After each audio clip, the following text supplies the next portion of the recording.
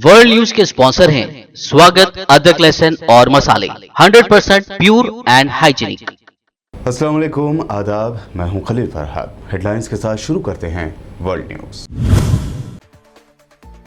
जंग से तबाह हो रहे यूक्रेन के माइग्रेंट्स के लिए ब्रिटेन ने खोले अपने दरवाजे। वीजा प्रोसेस की दरख्वास्त देने की हुई शुरुआत। कैलेस के इलाके में कायम किया गया कौंसलर पोस्ट।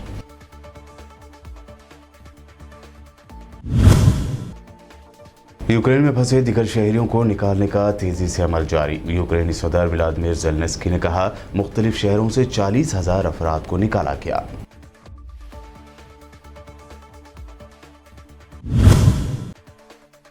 रूस पर मगरबी ममालिक की जानिब से लगाई जा रही पाबंदियों पर रूस के सदर पुतिन ने किया खबरदार। आलमी सतह पर पहले से ही महंगी खाद की कीमतों में मजीद इजाफा करने की देती धमकी।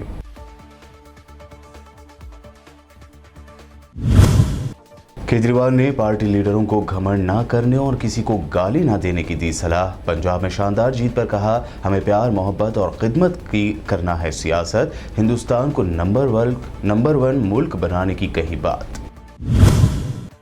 यूपी में हार के बाद अखिलेश यादव ने किया ट्वीट, लिखा, हमारी 2.5 गुना सीटें बढ़ी और 1.5 गुना वोट बढ़े। बीजेपी की घट सकती है सीटें और ये सिलसिला जारी रहेगा। अवाम के हक में जद्दोजहद जीतेगी।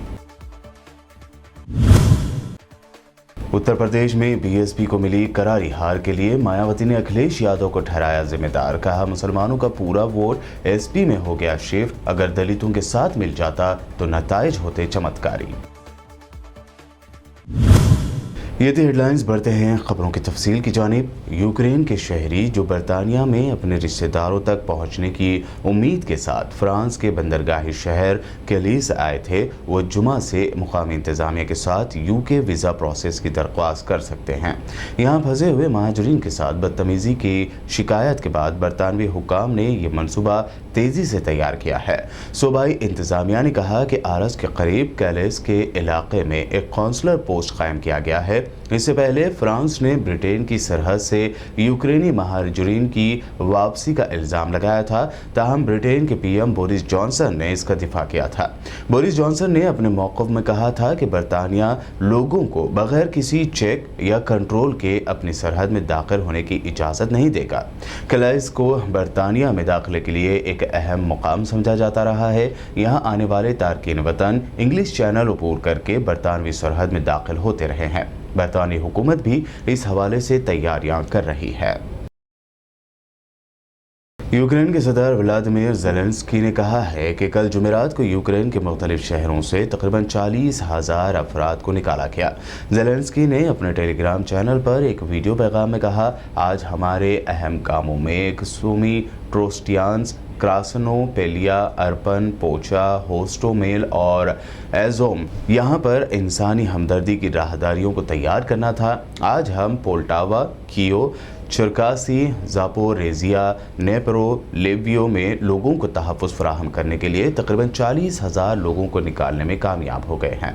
बता दें कि रूस की जानिब से इंसानी हमदर्दी की बुनियाद पर दिए गए ह्यूमन कॉरिडोर सेफ पैसेज के बाद यूक्रेन में फंसे दीगर मुल्कों के शहरियों को निकालने का अमल तेज़ी से जारी है।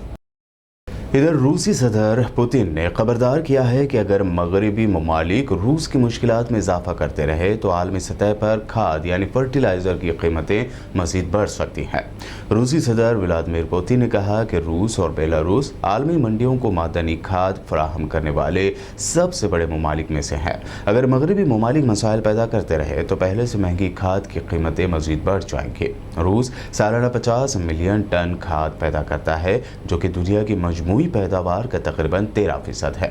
सदर पुतिन ने कहा कि उनका ख्याल है कि मगरबी ममालिक में दुनिया में तवानाई की कीमतों में इजाफे के लिए रूस को जिम्मेदार ठहराने की कोशिश कर रहे हैं, जो कि गलत है, बल्कि वो खुद यानी मगरबी ममालिक ही इसके जिम्मेदार हैं।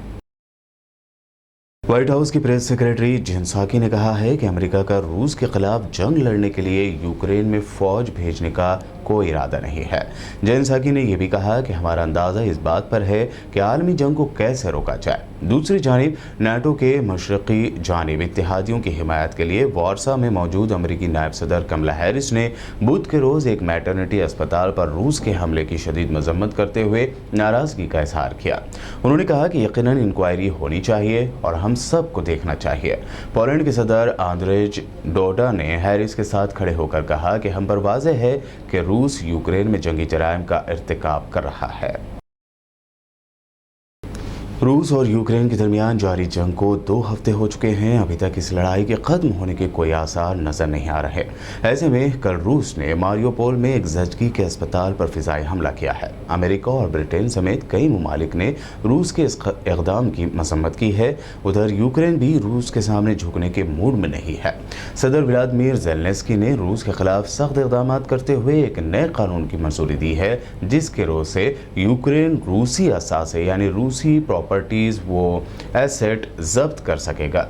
ये कानून रूस या इसके शहरियों की जायदादों को बगैर मुआवजे के जब्त करने का हक देता है।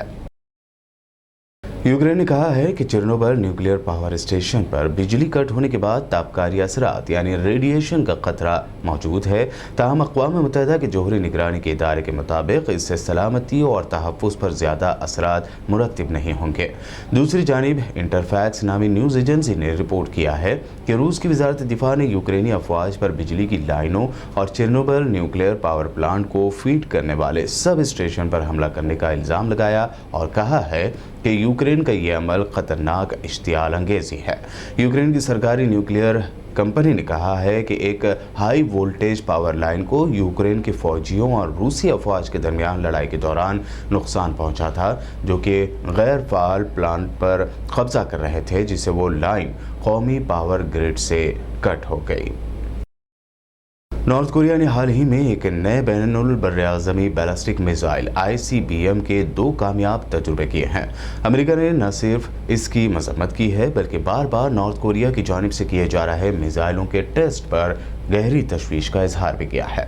अमेरिकी इंतजामिया के एक सीनियर अफसर ने कहा, बहुत गौर व फिक्र के बाद अमेरिकी हुकूमत इस नतीजे पर पहुंची है कि शुमाली कोरिया ने रवां साल 26 फरवरी और 4 मार्च को 2 बैलिस्टिक मिसाइलों का तजुर्बा किया था, जिसमें एक निस्बतन नया बैनुल बर्राज़मी बैलिस्टिक मिसाइल भी शामिल है। शुमाली कोरिया बार बार ऐसे कर रहा है, जो कि एक संगीन मसला है।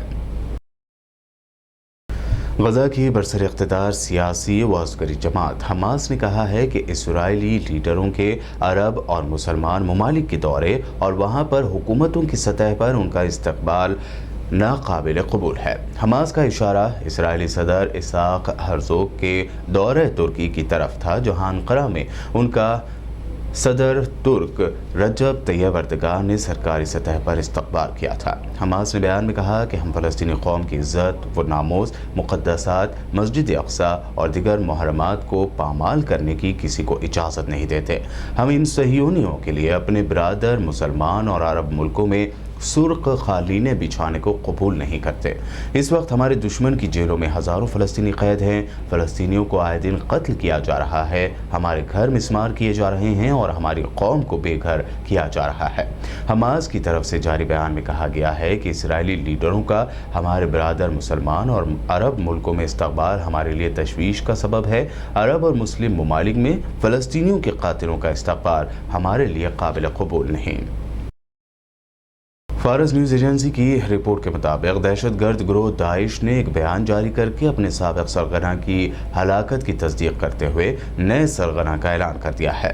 दाइश ने अपने बयान में कहा कि गिरोह के साबिक़ सरबराह अबू इब्राहिम अल क़र्शी की मौत हो गई। अल मयादीन चैनल ने ये बयान जारी करते हुए कहा कि दाइश ने अबुल हसन अल हाशमी अल क़र्शी को अपना नया सरगना मुंतखब किया है। दाइश के तर्जुमान अबू उमर अल महाजिर की जानिब से ये वीडियो पैगाम जारी हुआ। इस पैगाम में दुनिया के मुख्तलिफ ममालिक में इस ग्रोह की खराब सूरत हाल का एतराफ़ करते हुए शाम के शुमाल मशरक़ी सूबे अल-हस्का की गुवरान जेल पर दाइश के हमले की जानिब इशारा किया गया और दावा किया गया कि दाइश के अनासिर का फरार होना एक तारीख़ी वाक़या है।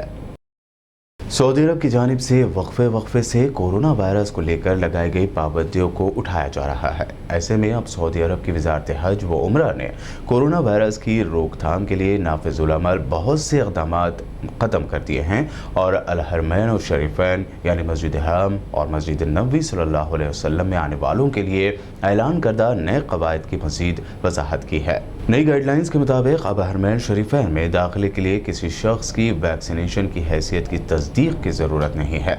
इसमें यह भी वाज़ेह किया गया है कि मुमलिकत में ज़्यादातर कोरोना की पाबंदियां खत्म होने के बाद अब मस्जिदुल हरम में दाखिले के लिए किसी पेशगी इजाज़तनामे की ज़रूरत नहीं है। ताहम जो लोग उम्रा अदा करना चाहते हैं और मस्जिद नबी सल्लल्लाहु अलैहि वसल्लम में रियाजुल जन्ना में नमाज अदा करना चाहते हैं तो उन्हें इजाज़तनामे की ज़रूरत होगी। रियाजुल जन्ना हज़रत मोहम्मद सल्लल्लाहु अलैहि वसल्लम के रोज़े मुबारक से मुत्तसिल है। वजारत ने कहा कि अगरचे अल हरमैन व शरीफैन में सोशल डिस्टेंसिंग के इक़दामात ख़त्म कर दिए गए हैं, लेकिन वहाँ आने वालों को चेहरे पर मास्क पहनने की अब भी ज़रूरत है। मज़ीद वजाहत की गई है कि जो लोग उम्रा अदा करना चाहते हैं और इस मकसद के लिए बैरून मुल्क से मुमलिकत में आ रहे हैं तो उन्हें इजाज़तनामा हासिल करने के लिए वैक्सीन लगवाने से मुताल्लिक़ मालूमात के इंदराज की ज़रूरत नहीं है। अक़वाम मुत्तहिदा ने खबरदार किया है कि फ़ंड्स की कमी के नतीजे में सोमालिया का तबाहकुन क़हत शदीद बहरानी सूरत हाल इख्तियार कर सकता है। आलमी इदारे ने कहा है कि यूक्रेन जंग के साथ दीगर आलमी बहरानों में सोमालिया को हरगिज़ नहीं भूलना चाहिए और इस अफ्रीकी मुल्क की मदद के लिए इमदादी रकूम दस्तियाब होनी चाहिए। सोमालिया में सिर्फ पानी की तलाश में ही करीब 6.25 लाख अफराद महाजरत पर मजबूर हो चुके हैं। जंग से तबाहाल कुरून अफ्रीका का ये मुल्क माहौलियाती तब्दीलियों से भी बुरी तरह मुतासिर हो रहा है। बुलेटिन में वक्त हुआ है एक शॉर्ट ब्रेक का। जल्द लौटेंगे और देखेंगे मजीद अहम नेशनल न्यूज़।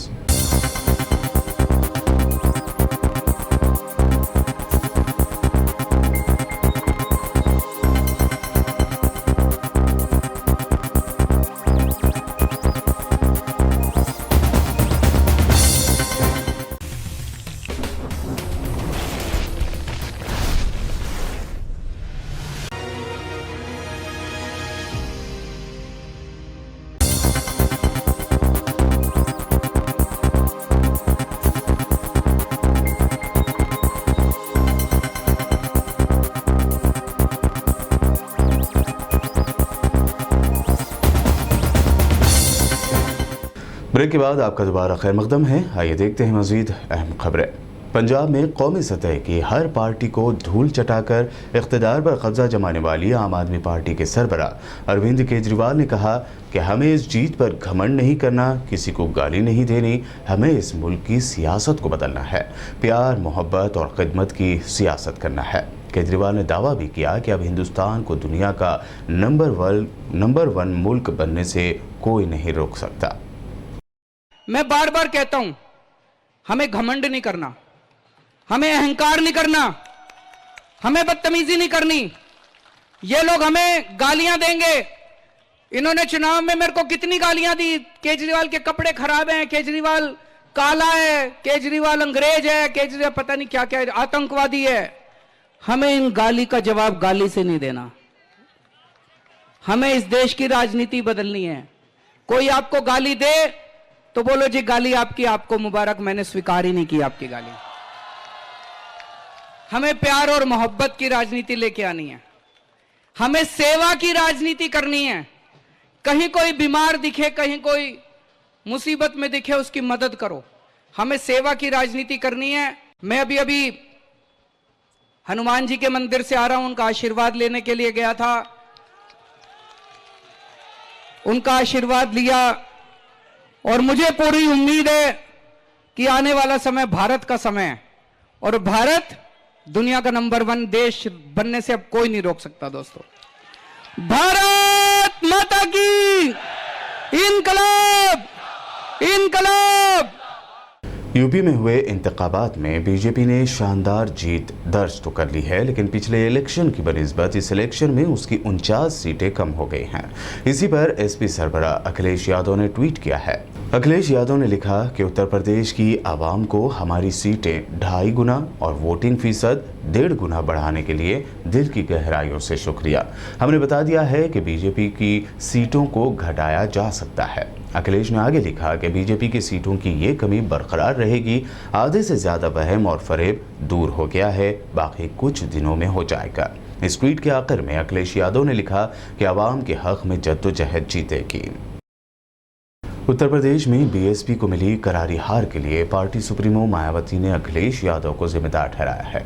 जुमा को प्रेस कॉन्फ्रेंस करते हुए मायावती ने कहा कि ये नैरेटिव बन गया है कि एसपी बीजेपी को रोक सकती है, इससे मुसलमानों का पूरा वोट समाजवादी पार्टी में शिफ्ट हो गया।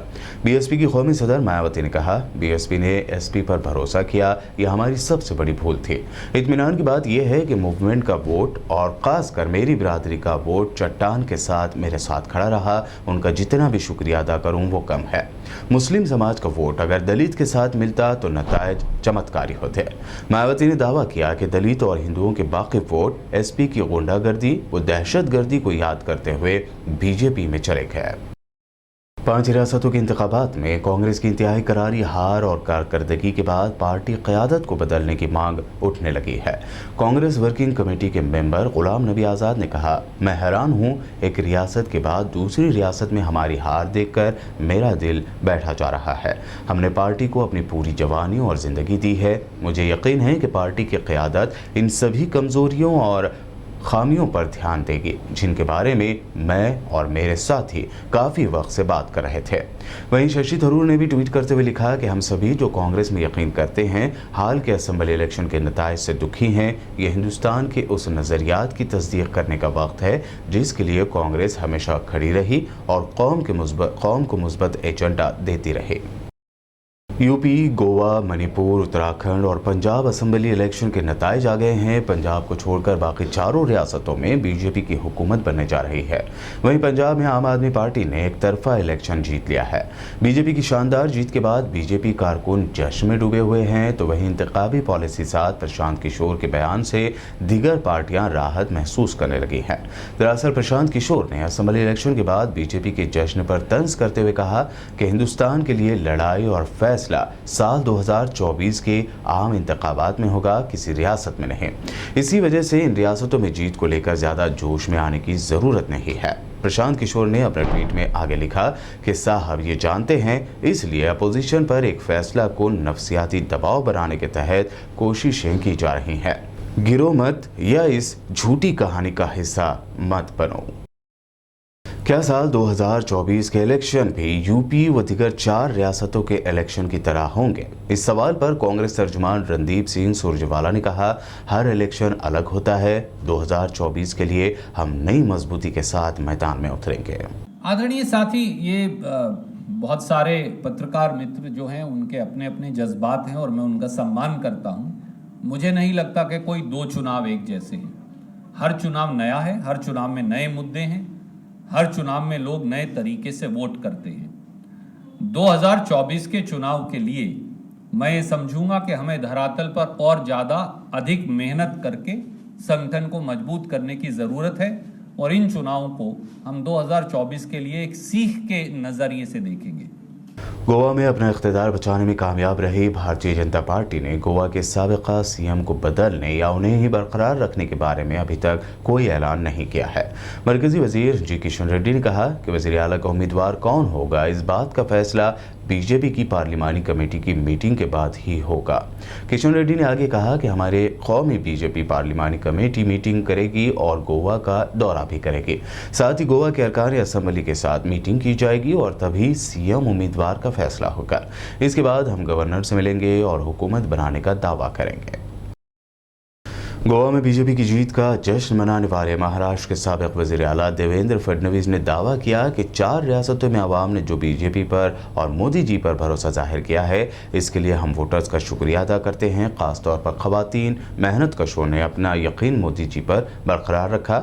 अब महाराष्ट्र की बारी है, जहाँ से जालिम हुकूमत को इख्तिदार से हटाना है। उन्होंने दावा किया कि साल 2024 में महाराष्ट्र में बीजेपी मुकम्मल अक्सरियत से हुकूमत बनाएगी। फडणवीस के इस बयान पर शिवसेना एमपी संजय राउत का रिएक्शन भी सामने आया है। उन्होंने कहा, यूपी, गोवा, झांकी, महाराष्ट्र, बाकी ये सब हम आज ही नहीं मगरबी बंगाल के इलेक्शन के वक्त से सुनते आ रहे हैं। शरद पवार ने कहा है ना, हम भी तैयार हैं। मुंबई म्यूनिसिपल में फिर भगवा ही लहराएगा। महाराष्ट्र की इत्यादि हुकूमत का कोई बाल भी बांका नहीं कर पाएगा। ज़्यादा से ज़्यादा वो करेंगे और रेट्स डालेंगे। यही तो किया है उन्होंने अभी तक। आखिर में हेडलाइंस पर एक और नजर। जंग से तबाह हो रहे यूक्रेन के माइग्रेंट्स के लिए ब्रिटेन ने खोले अपने दरवाजे। वीज़ा प्रोसेस की दरख्वास्त देने की हुई शुरुआत। कैलेस के इलाके में कायम किया गया कौंसलर पोस्ट।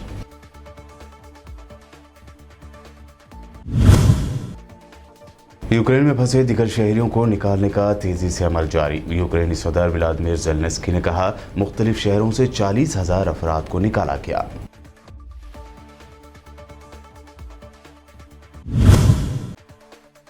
रूस पर मगरबी ममालिक की जानिब से लगाई जा रही पाबंदियों पर रूस के सदर पुतिन ने किया खबरदार। आलमी सतह पर पहले से ही महंगी खाद की कीमतों में मजीद इजाफा करने की देती धमकी।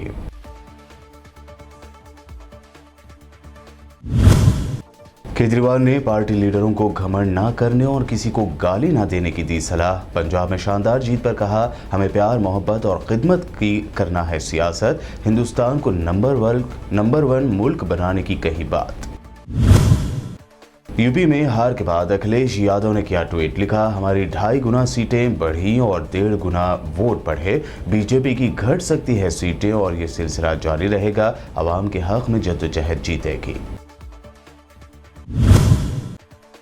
उत्तर प्रदेश में बीएसपी को मिली करारी हार के लिए मायावती ने अखिलेश यादव को ठहराया जिम्मेदार। कहा, मुसलमानों का पूरा वोट एसपी में हो गया शिफ्ट। अगर दलितों के साथ मिल जाता तो नताइज होते चमत्कारी।